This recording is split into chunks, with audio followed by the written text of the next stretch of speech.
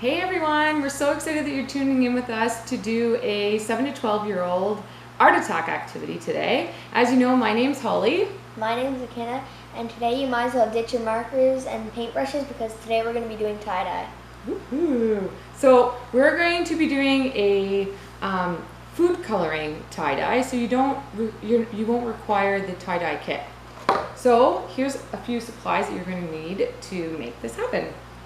You're going to need a basin of water, A big bowl, a Ziploc bag, an old t-shirt. You can use a new one if you like, but we're recycling an old one that would be going in the trash if we didn't tie-dye it, so we're saving it. Food dye, Food coloring, just from Walmart. 2 cups of vinegar, So these are measuring cups. So you're going to need a 1 cup measuring cup and a ½ cup measuring cup. and your water and food dye. Right, so you're going to need an empty bottle, and we've popped just like little holes. You could use an empty shampoo or conditioner bottle as well. And then you're going to put water and food coloring. We'll get to that a little bit later. So you're going to need 1 bottle per color of your choice. Ken has picked obviously blue and yellow. And then you're going to need vinegar. So this is actually going to be a longer process than our regular art attack activities that we've done in the past. But I promise you it is well worth the wait. The results are amazing. Okay, so we're going to start off with our bowl, our empty bowl. And you're going to take, it's already measured, 1 cup of vinegar. Pour that in there. And then you're going to pour equal parts vinegar to water. So if you're using 1 cup of vinegar, you're going to use 1 cup of water. It depends on the object that you are tie-dyeing. So we're just doing a small t-shirt, but you could do something bigger like a sheet or a pillowcase. Yeah. Then you're going to need more vinegar and more water. So you need enough liquid in the bowl in order to cover whatever you are tie-dyeing. So you did 1 cup of vinegar, so you're going to need 1 cup of water. So just pour your 1 cup into here, no, into your measuring cup. There you go. So pour that in here. Perfect. Give it a little swirl. Now, do you want to do the honors of putting the shirt in? So then you take whatever you're tie-dyeing and you're going to put it directly into the liquid. If you guys want to have gloves on your hand, if your hands are dry, it will burn a little bit because there is vinegar. We're choosing not to. As well as if you want to have plastic gloves for whenever we actually do the tie-dye part, it will save your hands from some stains. But if you don't mind, then you don't need the gloves. Okay, so now that your shirt is soaked, it's fully covered in the liquid. As you can see, it's soaked up the vinegar and the water. We're going to leave this for 1 hour. So leave your object in the bowl 1 hour and we'll see you back then. Hey guys, welcome back. It's been an hour now, so we're ready to go on to the next step. And I'm so sorry, I got so excited about this fun activity that I forgot to mention 2 supplies that you're going to need to make this work. You're going to need elastics and salt. So sorry about that, but now you know. Okay, so on to the next part. Now that your shirt has sat in the water and vinegar solution for an hour, we are going to do a swirl technique. So it's a swirl tie-dye technique. There is literally hundreds of techniques on tie-dye, techniques for how to do tie-dye, and I have put that link in the email that I sent you. So give it a try if you would like to try something other than the swirl technique. Okay, so Akina is going to demonstrate how this is done. So we laid the t-shirt flat on the table. This is a glass table, so we didn't put anything under it because we don't have to worry about staining.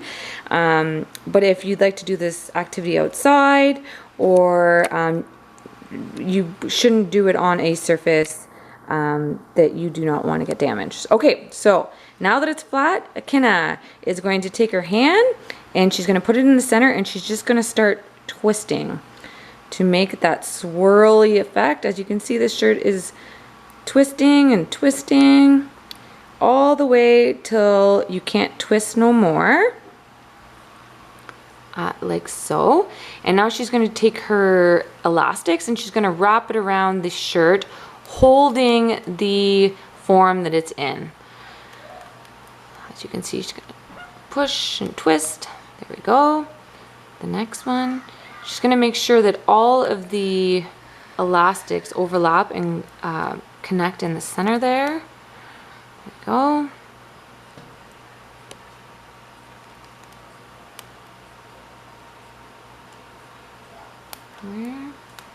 We're using 4. You guys might not have to use this many, or you may want to use more. So Kenna, put one more on there. Make sure that all the ends are into the elastic.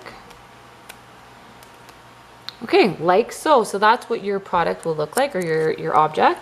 Then you're going to take your bowl and you're going to hold your t-shirt. So grab your t-shirt, put it over top, and this is where your water bottles with food coloring comes in. So you're going to take a half a cup of water, as you can see here, a half a cup of water to 16 drops approximately of food coloring of your choice, and then you're just literally going to squirt it onto your t-shirt.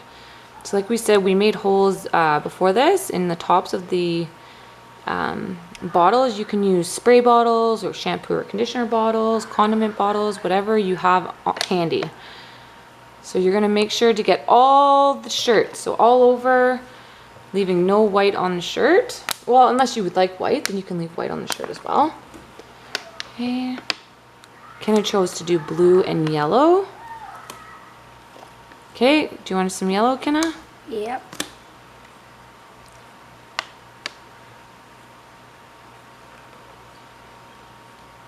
Oh, it's gonna look so nice. I love tie-dye. In your email, I'm also going to include a little bit of art, well, the history of tie-dye art, which is quite fascinating. And I thought I was pretty interested when I was reading it, so I'm sure you will be too. Okay, do you want any more blue? Is that perfect? That's gonna look amazing. Now you're gonna take your shirt, maybe just leave it in the bowl, Kenna, so you don't drip it onto the surface. Grab your plastic Ziploc bag. If you don't have a Ziploc bag on hand, you can use saran wrap, and you're gonna put the t-shirt inside of the bag. And now we are going to zip that up and wait for 8 hours. So maybe you're doing this at nighttime, you wanna go ahead and hop into bed. If not, 8 hours, and then we can take it out and open it up. So we'll see you guys then. Hey everyone, we're back. Finally, I don't know about you, but it has been a long waiting time in order to be able to take our tie-dye out and see our tie-dye masterpiece. So on to the next step. So for this part, you're going to need your half a cup, and you're going to need your salt. So we're just using table salt.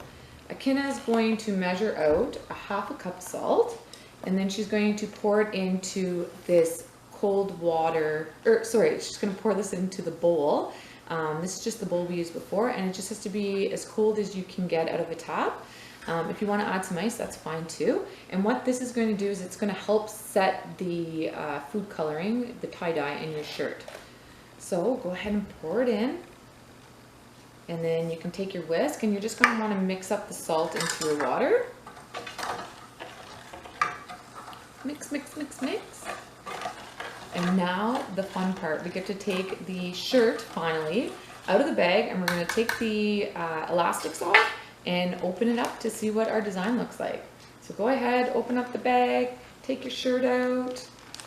Remember, the shirt can still be wet, so it might drip, so just place it back onto the bag so it doesn't stain anything. Take your elastics off. Something you are going to notice with tie-dye, with food coloring, is that it is going to be a little bit lighter than what it would be if you used an actual tie-dye kit, but it's just as cool. So, do you want to hold it up to the camera and show everyone what it looks like? It should have a really neat swirl. That looks amazing, Kenna. So that's the back, and then flip it around, show them the front. Voila! That's going to be so nice to wear. Okay, now you're going to take your item and you're going to put it into the salt bath. and just completely submerge it. And you're just going to want to try to get all the excess dye that isn't going to stick onto the shirt off, like so. And then you're going to rinse it out, or wring it out, sorry. So just wring, wring, wring. There you go. And you want to keep doing this until the water actually is clear. Another thing to make note of is when you're washing this for the first 3 times, maybe more, so make sure you check this before you put it in with other clothes. You want to wash your shirt alone with no other items in your wash, okay? Just so you don't want to stain other clothing. So open it up and let's see. As you can see, it's a little bit lighter, but you still have the effect.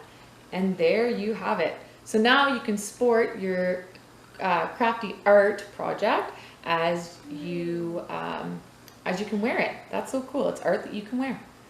So there you go. So thanks so much for tuning in. I hope you enjoyed it. Please send me pictures of your tie-dye masterpiece. I'd love to see them, and we'll see you next time. Bye.